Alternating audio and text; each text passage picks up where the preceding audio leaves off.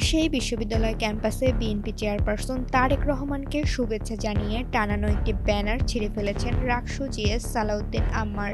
রোববার দুপুরে বিশ্ববিদ্যালয়ের প্যারিস রোডে এই ঘটনা ঘটে। এ নিয়ে সামাজিক যোগাযোগ মাধ্যম ও ক্যাম্পাসের রাজনীতিতে বইছে আলোচনার ঝড়। ব্যানারটি টানিয়েছিলেন রাজশাহী জেলা জিয়া পরিষদের সভাপতি ও আরবি বিভাগের অধ্যাপক মুহাম্মদ নেসারউদ্দিন তালুকদার। ঘটনার আগে নিজের ফেসবুক আইডিতে ব্যানারটি সরানোর জন্য দুপুর ২টা পর্যন্ত আলটিমেটাম দিয়েছিলেন রাকসু জিএস। নির্দিষ্ট সময়ের মধ্যে ব্যানার না সরানোয় তিনি নিজেই তা ছিঁড়ে ফেলেন। সালাউদ্দিন জানান, ৭৩-এর অধ্যাদেশ অনুযায়ী ক্যাম্পাসে দলীয় রাজনীতি বা প্রচার নিষিদ্ধ। শিক্ষক রাজনীতি শিক্ষার পরিবেশ নষ্ট করছে উল্লেখ করে তিনি জানান, ভবিষ্যতে জামায়াতে ইসলাম সহ যে কোনো দলের রাজনৈতিক কর্মকাণ্ডের বিরুদ্ধেও তিনি অবস্থান নেবেন। তবে এই ঘটনাকে অজ্ঞতা ও নোংরামি বলে আখ্যা দিয়েছেন অধ্যাপক নেসারউদ্দিন। তিনি দাবি করেন, জিয়া পরিষদ একটি অরাজনৈতিক সংগঠন এবং ব্যানার ছিঁড়ে ফেলা ধৃষ্টতার শামিল।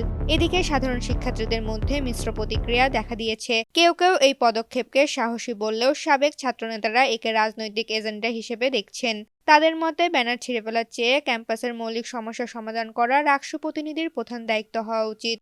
ঋতুপর্ণা, জনকণ্ঠ।